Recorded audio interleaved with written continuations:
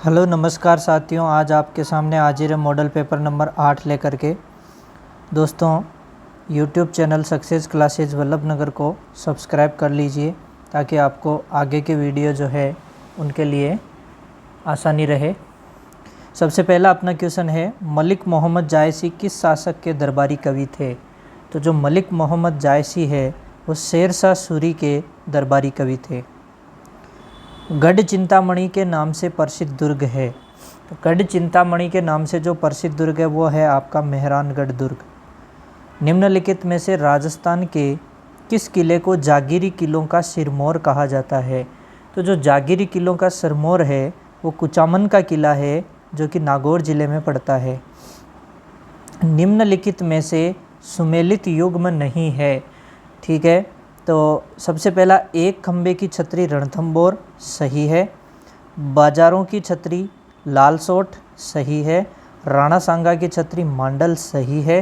संतोष बावड़ा की छतरी गंगापुर जो है वो गलत है, क्योंकि इसकी जो छतरी है वो है पुष्कर अजमेर में। कहाँ है? पुष्कर अजमेर में। तो यहाँ से चौथा ऑप्शन सही हो जाएगा। सुमेलित कीजिए। सबसे पहले अगर अपन बात करें इसके अंदर शाकंभरी माता का मेला, तो शाकंभरी माता का मेला तो सांभर में बढ़ता है। दधिमती माता का मेला, तो दधिमती माता का मेला गोठ मांगलोद नागौर में बढ़ता है। जीण माता का मेला सीकर में बढ़ता है। और बादशाह का मेला आपके ब्यावर अजमेर में हो जाएगा। तो पहला ऑप्शन ही यहाँ पर सही हो जाएगा। क्वेश्चन नंबर 6 है, भगवान बुद्ध को ज्ञान की प्राप्ति हुई थी। भगवान बुद्ध को ज्ञान की प्राप्ति हुई थी वैशाख पूर्णिमा को, जिसे बुद्ध पूर्णिमा के नाम से भी जाना जाता है। वैशाख पूर्णिमा को बुद्ध पूर्णिमा के नाम से भी जाना जाता है। आदिवासियों में प्रचलित लीला मोरिया संस्कार का संबंध है। तो जो आदिवासियों में लीला मोरिया संस्कार है वो विवाह से संबंधित संस्कार है। नेक्स्ट क्वेश्चन है, नांदना है। नांदना जो है वो एक प्रकार का वस्त्र है। ये जो आदिवासी घाघरा है, ठीक है, घाघरा वस्त्र है नांदना। असत्य कथन छांटिए। पाबूजी की घोड़ी का नाम केसर कालमी था, सही बात है, ठीक है। फिर नेक्स्ट, भाला लिए अश्वारोही पाबूजी का प्रतीक चिन्ह है, सही बात है। ऊँटों के देवता के रूप में पाबूजी को पूजा जाता है, सही बात है। पाबूजी को राम का अवतार माना जाता है, ये बात गलत है। पाबूजी लक्ष्मण के अवतार माने जाते हैं। राजस्थान पर्यटन का ध्येय वाक्य यानी कि शुभंकर क्या है? ठीक है, तो राजस्थान पर्यटन का जो ध्येय वाक्य या शुभंकर जो है वो अपने यहाँ पर रहेगा, राजस्थान भारत का एक अतुल्य राज्य। राजस्थान भारत का एक अतुल्य राज्य। तो फिर दिमाग में आएगा कि पधारो मारे देश, जाने क्या दिख जाए, और रंगीलो राजस्थान ये क्या है? ये है राजस्थान के पर्यटन लोगो। तो पर्यटन लोगों में क्या क्या शामिल है? पधारो मारे देश, जाने क्या दिख जाए और रंगीलो राजस्थान, और इनके अलावा एक और है ढोला मारू। तो ये जो है आपके 4 पर्यटन लोगो है, ठीक है। पधारो मारे देश, जाने क्या दिख जाए, रंगीलो राजस्थान और ढोला मारू, ये चारों क्या है? ये है राजस्थान के पर्यटन लोगो। जबकि शुभंकर क्या है पर्यटन का? राजस्थान भारत का एक अतुल्य राज्य। राजस्थान का एकमात्र शिवलिंग जो 12 माह पानी में डूबा रहता है तो वो है आपके धुस्मेश्वर महादेव मंदिर। हवाला शिल्पग्राम कहाँ स्थित है? तो जो हवाला शिल्पग्राम है वो आपके कहाँ स्थित है? उदयपुर में स्थित है। दोस्तों, इसके अलावा जोधपुर के अंदर आपके कौन सा शिल्पग्राम है? पाल शिल्पग्राम। कौन सा शिल्पग्राम है? पाल शिल्पग्राम, ठीक है। इसके अलावा जयपुर के अंदर आपके कौन सा मिलता है? जवाहर कला केंद्र। जयपुर में है जवाहर कला केंद्र, ठीक है। जैसलमेर के भाटी वंश की कुल देवी है। तो जो जैसलमेर का भाटी वंश है उसकी कुल देवी है स्वांगिया माता। राजस्थान की सबसे प्राचीन जनजाति कौन सी है? तो राजस्थान की जो सबसे प्राचीन जनजाति है वो भील जनजाति है। निम्न में से चतुर्भुज के समान है, तो चतुर्भुज के समान आकृति टोंक जिले की है जो कि समचतुर्भुज के जैसा दिखाई देता है। राजस्थान की अंतर्राज्यीय सीमा कितने राज्यों के साथ लगती है? तो तो राजस्थान की जो अंतर्राज्यीय सीमा है वो 5 राज्यों के साथ मिल लगती है, ऊपर से पंजाब, हरियाणा, फिर यूपी, एमपी और इधर गुजरात। सर्वाधिक एवं न्यूनतम अंतर्राष्ट्रीय सीमा बनाने वाले जिलों का संयुग्म है। 4 जिले हैं जो अंतर्राष्ट्रीय सीमा बनाते हैं, तो उनमें से आपको पूछा है, सर्वाधिक पूछा है और फिर न्यूनतम पूछा है। तो सर्वाधिक में आपके कौन आता है? सर्वाधिक में आपके जैसलमेर आता है जो कि 464 किलोमीटर, ठीक है, सीमा बनाता है। और न्यूनतम में आपके बीकानेर आता है जो 168 किलोमीटर की सीमा बनाता है, ठीक है। तो आ जाएगा जैसलमेर और बीकानेर। दोस्तों नेक्स्ट क्वेश्चन है, निम्न में से सही कथन नहीं है। राजस्थान में अरावली का न्यूनतम विस्तार अजमेर में है, सही बात है। दक्षिण पश्चिम से उत्तर पूर्व अरावली की चौड़ाई बढ़ती है, ये गलत बात है। उत्तर पूर्व से दक्षिण पश्चिम अरावली की ऊंचाई बढ़ती है, सही बात है। अरावली की न्यूनतम ऊंचाई जयपुर में है, ये भी सही बात है। तो यहाँ पर ये जो चौड़ाई है ये उत्तर पूर्व से दक्षिण पश्चिम की तरफ बढ़ती है, ठीक है। यानी अपन राजसमंद से इधर बांसवाड़ा की तरफ जाते हैं तो चौड़ाई अधिकतम होती जाती है। तो सही कथन नहीं है, दूसरा कथन यहाँ पर सही नहीं है। पूर्वी मैदानी प्रदेश जनघनत्व की दृष्टि से समृद्ध प्रदेश है, इसका प्रमुख कारण है वहाँ की मृदा, बिल्कुल। वहाँ की जलवायु, बिल्कुल। खनिज संसाधन वहाँ ज़्यादा नहीं है, लेकिन औद्योगिक विकास वहाँ मिलता है, ठीक है। तो फर्स्ट, सेकंड और फोर्थ। राजस्थान में बहने वाली सबसे लंबी आंतरिक प्रवाह की नदी है, तो वो है कांतली नदी। रुंडित नदी बंगाल की खाड़ी नदी तंत्र की किस नदी का नाम है? ठीक है, जो अर्जुन के बाण से रुंडित नदी है वो बाण गंगा भी है। पुष्कर झील को स्वच्छ बनाए रखने हेतु पुष्कर गैप परियोजना किस देश के सहयोग से चलाई जा सकी है? तो ये है कनाडा के सहयोग से चलाई गई। किसके सहयोग से चलाई गई? कनाडा के सहयोग से। जल विभाजक या जल संभर सीमा जो राजस्थान में अरब सागरी अपवाह तंत्र तथा बंगाल की खाड़ी के अपवाह तंत्र को पृथक करती है, तो वो है भोराट का पठार। क्या है? भोराट का पठार। अरावली पर्वतमाला जो है वो भारत की महान जल विभाजक रेखा है, राजस्थान की पूछे तो भोराट का पठार है। छप्पनिया अकाल के प्रमुख लक्षण थे। छप्पनिया अकाल के प्रमुख लक्षण मनुष्य के भोजन सामग्री की अनुपलब्धता, बिल्कुल सही बात है। सिंचाई सुविधाओं का विस्तार कहाँ से होगा? कमी हो रही थी। पशुओं के चारे की उपलब्धता नहीं अनुपलब्धता। पीने के पानी की अनुपलब्धता, सही बात है। कृषि उपज का न होना, सही बात है। ठीक है, तो 1, 4 और 5 सही है। 1, 4, 5 सही है, 2, 3 गलत है।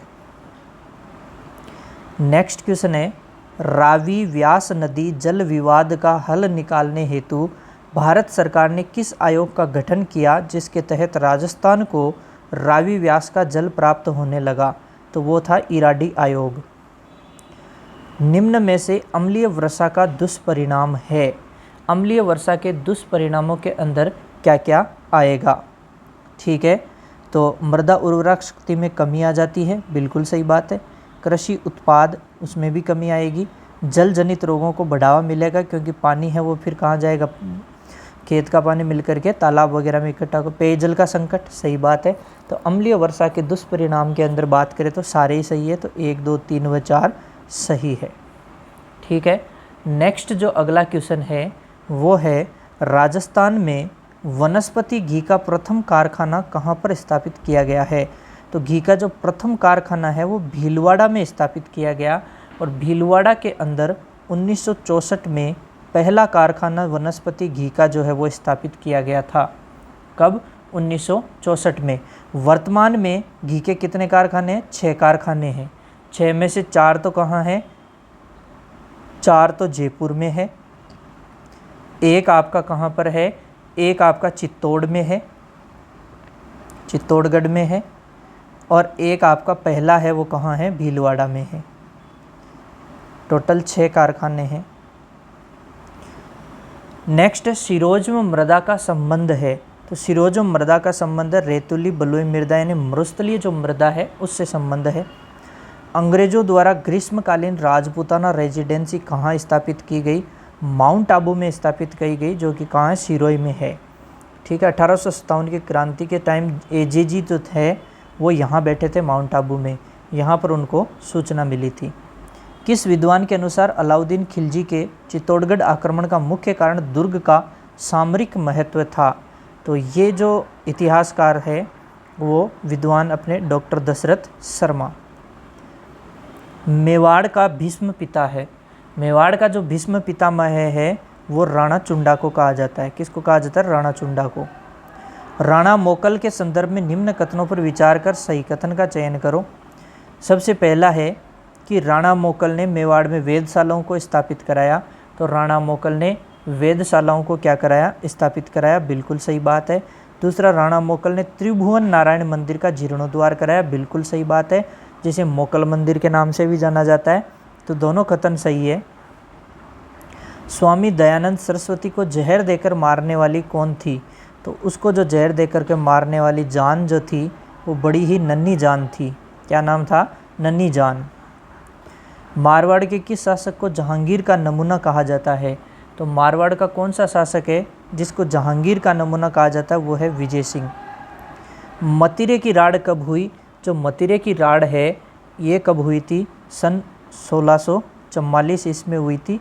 नागौर और बीकानेर के राजाओं के मध्य युद्ध भी हो गया था इसके चक्कर में। तुंगा का युद्ध किस किस के बीच लड़ा गया? तो तुंगा का जो युद्ध है वो आपके राजपूतों और मराठाओं के बीच में लड़ा गया। भरतपुर राज्य को आधुनिक रूप देने का श्रेय किसे कहा जाता है या किसे दिया जाता है? तो भरतपुर राज्य को जो आधुनिक रूप देने का जो श्रेय है वो आपके मिलता है किशन सिंह को। निम्न में से राजस्थान में किस सैनिक छावनी या छावनियों ने सन 1857 की क्रांति में भाग नहीं लिया था? तो 1857 की क्रांति के समय राजस्थान में टोटल 6 छावनियाँ थी, जिनमें से 2 छावनियों ने भाग नहीं लिया। और वो 2 छावनियाँ कौन कौन सी थी? एक तो आपकी ब्यावर थी और एक आपकी खेरवाड़ा थी। तो ब्यावर और खेरवाड़ा ने भाग नहीं लिया था। जाट प्रजापति महायज्ञ का आयोजन किसकी देखरेख में प्रारंभ हुआ? तो इसका जो जाट प्रजापति महायज्ञ का आयोजन है वो पंडित खेमराज शर्मा की देखरेख में प्रारंभ हुआ। साबी नदी के किनारे प्राचीन राजस्थान की सभ्यता का कौन सा स्थल बसा हुआ था? तो साबी नदी के किनारे जो है वो स्थल कौन सा? जोधपुरा, जो कि जयपुर के पास पड़ता है। नेक्स्ट जो क्वेश्चन है वो है प्रथम पालतू जानवर है। प्रथम पालतू जानवर क्या? कुत्ता। निम्न में से गाय की पहाड़ी नस्लें हैं। तो गाय की जो पहाड़ी नस्लें सीरी और पंवार है। बीमार जानवरों को रखा जाता है, बीमार जानवरों को आइसोलेशन बॉक्स में रखा जाता है। गाय की सबसे भारी नस्ल जिसमें सवाई चाल पाई जाती है का उत्पत्ति स्थल है तो आपके कांकरेज हो गई और उत्पत्ति स्थल कच्छ का रण गुजरात हो गया। ठीक है। फिर नेक्स्ट बात करें, राठी नस्ल पाई जाती है तो मुख्यतः आपके कहाँ मिलेगी? बीकानेर में। इसके अलावा नेक्स्ट अपन बात करें, मुर्गी के अंडे में एल्बुमिन पाया जाता है तो ये तो पिछले पेपर में भी था 58%। ग्लूकोज एवं लैक्टोज किस श्रेणी में आते हैं? तो ग्लूकोज और जो लैक्टोज है वो आपके NFE की श्रेणी में आते हैं। फ्रॉक्सीमेट प्रिंसिपल जिसे सीधे विश्लेषण से नहीं निकाला जा सकता वो कौन हो जाएगा? NFE। क्रूड प्रोटीन निकालने का सही सूत्र है। तो क्रूड प्रोटीन निकालने का जो सही सूत्र है वो नाइट्रोजन की जो मात्रा है उसको 6.25 से गुणा कर दो। सीरा किसकी श्रेणी में आता है? तो जो सीरा है वो किसकी श्रेणी में आता है? कार्बोहाइड्रेट युक्त दाना। निषेचन के बाद लिंग निर्धारण होता है। तो निषेचन के बाद लिंग निर्धारण आपके कहाँ होगा? मधुमक्खी यानी कि मादा मधुमक्खी। निम्न में से DNA के बारे में सत्य कथन नहीं है। तो DNA के बारे में सत्य कथन नहीं है।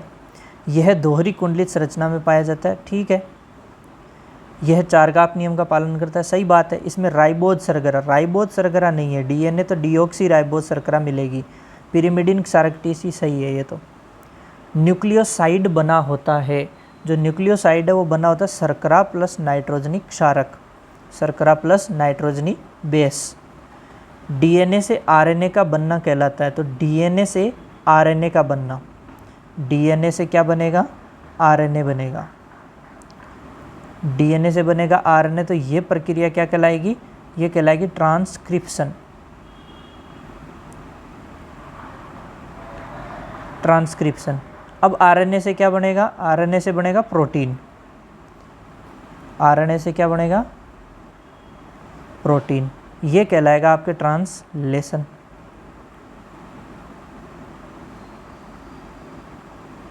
अनुवादन, ये है अनुलेखन। अनुलेखन, ये है आपके अनुवादन। ठीक है। और डीएनए से डीएनए बनना, ये है रेप्लिकेशन। और ये जो पूरा प्रोसेस है ये है सेंट्रल डोग्मा। ठीक है। तो यहाँ से ध्यान रखें थोड़ा सा, इसका आंसर क्या हो जाएगा? डीएनए से आरएनए का बनना ट्रांसक्रिप्शन हो जाएगा। डीएनए की बैकबोन बनी होती है, जो डीएनए की बैकबोन है, डीएनए की बैकबोन है वो बनी होती है पेंटोज शर्करा प्लस फॉस्फेट से। भारत में सबसे ज़्यादा सहकारी समितियां कहाँ स्थित है? तो भारत में सबसे ज़्यादा सहकारी समितियां जो है वो कहाँ है? गुजरात में। प्रसार शिक्षा का सिद्धांत है, तो प्रसार शिक्षा का सिद्धांत क्या है? एक तो करके सीखना और एक देख करके विश्वास करना, तो दोनों हो जाएंगे ए और सी। एक्सटेंशन किसके बीच का जीवंत रिश्ता है? तो जो एक्सटेंशन है वो प्रसार कार्यकर्ता और किसान के बीच का जीवंत रिश्ता है। हड्डी में मामूली दरार पड़ना कहलाता है, तो ये है फिशर फ्रैक्चर। फ्रैक्चर साइट का सीधे वातावरण के संपर्क में आना कहलाता है। फ्रैक्चर साइट जब वातावरण के सीधे संपर्क में है तो कंपाउंड फ्रैक्चर। ठीक है। ऐसा फ्रैक्चर जिसमें हड्डी का एक हिस्सा दूसरे हिस्से में क्या होता है? धंस जाता है, तो ऐसे फ्रैक्चर को कहते हैं इम्पैक्टेड फ्रैक्चर। ऐसा फ्रैक्चर जिसमें हड्डी में धसाव बन जाता है, हड्डी में ही अगर धसाव बन गया तो इसे कहते हैं डिप्रेशन फ्रैक्चर। घुमावदार बल की वजह से हड्डी का टूट जाना, तो अगर घुमावदार बल से हड्डी टूट गई तो ऐसा फ्रैक्चर क्या होगा? आपके स्पाइरल फ्रैक्चर हो जाएगा। ठीक है। ऐसा फ्रैक्चर जिसमें कम से कम 3 फ्रैक्चर रेखाएं एक बिंदु पर आकर मिलती है तो इसे कहते हैं कम्युनिटेड फ्रैक्चर। क्या कहते हैं इसको? कम्युनिटेड फ्रैक्चर कहते हैं। ऐसा फ्रैक्चर जिसमें हड्डी छोटे छोटे टुकड़ों में विभाजित होती है, हड्डी है वो छोटे छोटे किस में बट के टुकड़ों में, तो इसे मल्टीपल फ्रैक्चर कह देंगे। गाय भैंस में आईवी इंजेक्शन जो है वो कहाँ लगाया जाता है? तो आईवी इंजेक्शन आपके जुगुलर वेन में या जुगुलर सिरा। गाय भैंस में आईएम इंजेक्शन, आईएम इंजेक्शन कहाँ लगेगा? आपके ग्लूटियल मसल में। एयर एम्बोलिज्म का खतरा किस मार्ग से सबसे ज़्यादा रहता है? तो एयर एम्बोलिज्म का जो सबसे ज़्यादा खतरा है वो किस में है? आईवी में। जीवन रक्षक औषधियाँ जैसे डेक्सामेथासोन जो है वो किस मार्ग से देते हैं? तो ये कौन से मार्ग से होगी? आईवी। जानवर के शरीर की सबसे लंबी मांसपेशी, जानवर के शरीर की सबसे लंबी मांसपेशी क्या है? लॉन्गिस्मस डोर्साई। सबसे लंबी मांसपेशी कौन सी है? लॉन्गिस्मस डोर्साई। गर्दन में पाया जाने वाला शरीर का सबसे मजबूत लिगामेंट, तो गर्दन में पाया जाने वाला जो है शरीर का सबसे मजबूत लिगामेंट वो है लिगामेंटम नुकी। लिगामेंटम नुकी। लिगामेंट किसे जोड़ता है? तो दोस्तों लिगामेंट, इसके लिए मैं एक आपको छोटी सी ट्रिक बताता हूँ, बबली। क्या ट्रिक बताता हूँ दोस्तों? बबली। बबली से क्या हो गया? बोन, पहले बी से, दूसरे बी से भी क्या? बोन। और ली से लिगामेंट। बोन को बोन से कौन जोड़ता है? Ligament. Bone to bone, bone to bone आते ही या लिगामेंट का नाम आते ही लिगामेंट में क्या बोलोगे? बबली। Bone to bone ligament. ठीक है। टेंडन किसे जोड़ता है? तो अब बच गया बोन टू मसल, तो बोन टू मसल को कौन जोड़ेगा? टेंडन जोड़ेगा। ठीक है। एक याद रख लो, दूसरा अपने आप याद रह जाएगा। लेटरल जो है, लेटरल मेलिस हड्डी किसका अवशेष मानी जाती है? लेटरल मेलियोलस जो हड्डी है वो किसका अवशेष मानी जाती है? तो ये आपके फिबुला का अवशेष मानी जाती है। इयोसिनोफिलिया अवस्था किस रोग में होती है? जो इयोसिनोफिलिया अवस्था है वो आपको एलर्जी की कंडीशन में भी मिलेगी, पैरासाइटिक डिजीज़ में और एनाफाइलेक्टिक शॉक की कंडीशन में भी, यानी इयोसिनोफिल्स की संख्या जो है वो बढ़ जाएगी। तो उपरोक्त सभी। मुर्गी का सामान्य तापमान होता है, मुर्गी का जो सामान्य तापमान है वो 107 डिग्री फ़ारेनहाइट है। पोल्ट्री की सामान्य नाड़ी दर होती है, जो इसकी सामान्य नाड़ी दर है वो 130 से 160 प्रति मिनट है। गाय की सामान्य नाड़ी दर होती है, गाय की जो सामान्य नाड़ी दर होगी वो कितनी होगी? 45 से 65 प्रति मिनट। गाय के शरीर का सामान्य तापमान, तो गाय के शरीर का जो सामान्य तापमान है वो कितना हो जाएगा 101.5 डिग्री फ़ारेनहाइट। आरबीसी की संख्या का बढ़ना कहलाता है, आरबीसी की संख्या का बढ़ना है पॉलीसाइथीमिया। ओरिएंटल सौर बीमारी का कारक है, जो ओरिएंटल सौर बीमारी है उसका कारक है लिस्मानिया ट्रोपिका। क्या है? लिस्मानिया ट्रोपिका। मुर्गी में सिकल कॉक्सीडियोसिस का कारक है, तो मुर्गी के अंदर सिकल कॉक्सीडियोसिस का कारक है आइमेरिया टनेला। किस बीमारी को तीबरसा कहा जाता है? किस बीमारी को तीबरसा कहा जाता है? तो जो सर्रा बीमारी है उसे क्या कहते हैं? तीबरसा। जोड़ों में जो सूजन है उसे क्या कहते हैं? उसे कहते हैं आर्थराइटिस। क्या कहते हैं? आर्थराइटिस। किस बीमारी में स्पोर वैक्सीन काम में लेते हैं? कौन सी वैक्सीन काम में लेते हैं? Spore vaccine. तो ये आपके लेते हैं एंथ्रेक्स के अंदर। भारत में सबसे ज़्यादा होने वाली जूनोटिक बीमारी है, तो भारत के अंदर सबसे ज़्यादा जो होने वाली जूनोटिक बीमारी है वो कौन सी है? रेबीज है। नाविक बुखार किसे कहते हैं? नाविक बुखार किसे कहते हैं? 87 क्वेश्चन। गलघोंटू को क्या कहते हैं? नाविक बुखार कहते हैं।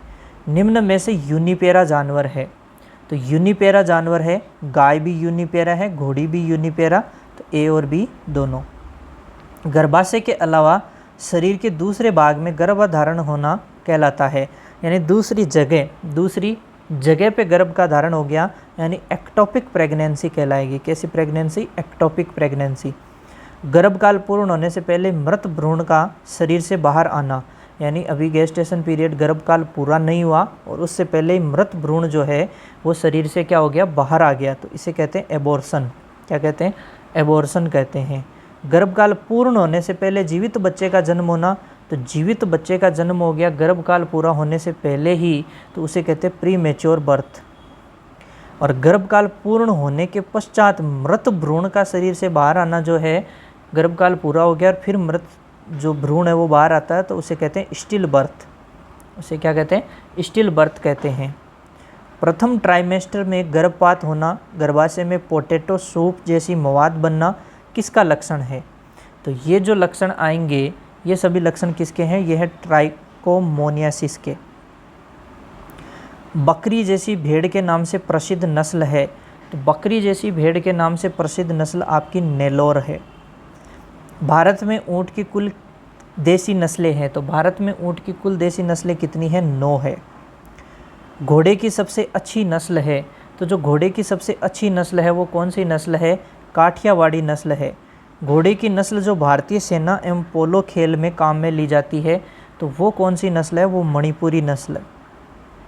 सबसे अच्छी अंडे देने वाली मुर्गी की नस्ल है, तो सबसे अच्छी जो अंडे देने वाली मुर्गी की नस्ल है वो कौन सी है? वाइट लेगॉर्न है।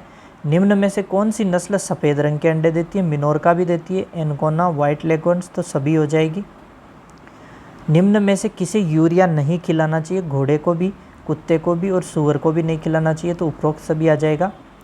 यूरिया विषाक्तता का इलाज है, तो यहाँ से बात करें सिरका भी यूरिया विषाक्तता का इलाज है और ठंडा पानी भी, तो दोनों हो जाएंगे। Windy system of proximate analysis में विंडी किसका नाम है? विंडी किसका नाम है? तो विंडी यहाँ पर प्रयोगशाला का नाम है। एड लिबिटम फीडिंग का मतलब होता है, एड लिबिटम फीडिंग का मतलब क्या होता है? एड लिबिटम फीडिंग का मतलब होता है अपनी मर्जी के हिसाब से खाना। जोंकी किसका संकरण है? तो जो जोंकी है वो जेब्रा और डंकी का संकरण है। कामा किसका संकरण है? तो कामा है आपके कैमल प्लस लामा का संकरण। कामा किसका संकरण है? कैमल प्लस लामा का। डीएनए की दोहरी कुंडलित संरचना किसने दी थी? ये दी थी आपके वाटसन एंड क्रिक ने। किसने दी? वाटसन एंड क्रिक ने। न्यूक्लिक एसिड जो चारगाफ नियम का पालन करता है, तो वो कौन सा न्यूक्लिक एसिड है जो चारगाफ नियम का पालन? तो डीएनए करता है, दोनों नहीं करते। कोडोन एवं एंटीकोडोन कर्म से पाए जाते हैं, ठीक है। कोडोन और एंटीकोडोन कर्म से पाए जाते हैं। कोडोन कहाँ? एमआरएनए पे, और एंटीकोडोन कहाँ मिलते हैं? टीआरएनए पे। तो एमआरएनए और टीआरएनए हो जाएगा। मादा युग्मक है, देखो वृषण मेल में होता है, शुक्राणु मेल में होता है, दोनों गए। अंडाशय के अंदर क्या रहेगा? अंडा। तो अंडा जो है वो मादा युग्मक है, ठीक है। आमाशय में पाचक रस के स्राव को बढ़ाकर भूख बढ़ाने वाली जो औषधियाँ हैं वो आपके क्या कहलाएगी, वो स्टोमेचिक्स। कामोत्तेजना को बढ़ाने वाली औषधियाँ कहलाती है, और कामोत्तेजना को बढ़ाने वाली है एफ्रोडिजिएक्स, जो कि आपको कौन से मुर्गे के मीट में मिल रही थी, ये आप कमेंट बॉक्स में बताएंगे। निम्न में यूरिनरी एसिडिफाई का उदाहरण नहीं है, तो यूरिनरी एसिडिफाई का जो उदाहरण खाने का सोडा जो है नहीं है। रेबीज के बारे में असत्य कथन है, तो असत्य कथन चुनना है अपने को। पहली बात तो किसके बारे में, रेबीज के बारे में। तो इस बीमारी में एनसीफेलोमाइलाइटिस होता है, सही बात है। ये विषाणु लाइसोजाइम एंजाइम के कारण, नहीं लाइसोजाइम नहीं होता है। कौन सा एंजाइम है उसका नाम आप कमेंट बॉक्स में बताइएगा। कुत्ते हिप्पोकैम्पस में नेगरी बॉडीज़ बनती है, कुत्ते के हिप्पोकैम्पस में नेगरी बॉडीज़, ठीक है। ये लाइसा वायरस से होती है, रेब्डोविरिडी फैमिली का होता है, बुलेट सेप वायरस होता है, ठीक है। आप इस एंजाइम का नाम कमेंट में करके बताइए। वीर्य में शुक्राणु की सांद्रता का शून्य होना कहलाता है एंजियोस्पर्मिया कहलाता है। अंगूर के गुच्छे के आकार का अंडाशय पाया जाता है, तो अंगूर के गुच्छे के आकार का जो अंडाशय है वो मुर्गी के अंदर मिलता है। फॉल हीट एवं स्प्लिट हीट पाई जाती है, तो ये तो घोड़ी के अंदर मिलेगी। नाशपाती के आकार का उदर होना एवं भ्रूण का छोटा एवं विकारयुक्त होना इंगित करता है, किसको इंगित करता है, हाइड्रोएमनियन को इंगित करता है। चोक किसे कहते हैं, तो दोस्तों चोक होती है ग्रशिका में रुकावट। घोड़े का फ्लैंक की तरफ गर्दन करके देखना किस बीमारी का लक्षण है, तो दोस्तों ये है कोलिक का लक्षण। ज़्यादा मात्रा में अनाज के दाने खाने से गाय के रुमन का पीएच, गाय के रुमन का जो पीएच है वो एसिडिक हो जाता है, ठीक है। और एसिडिक होने का मतलब पीएच 7 से कम, तो पहला ऑप्शन 4 जो है वो सही हो जाएगा, ठीक है दोस्तों। Okay, thank you so much, best of luck.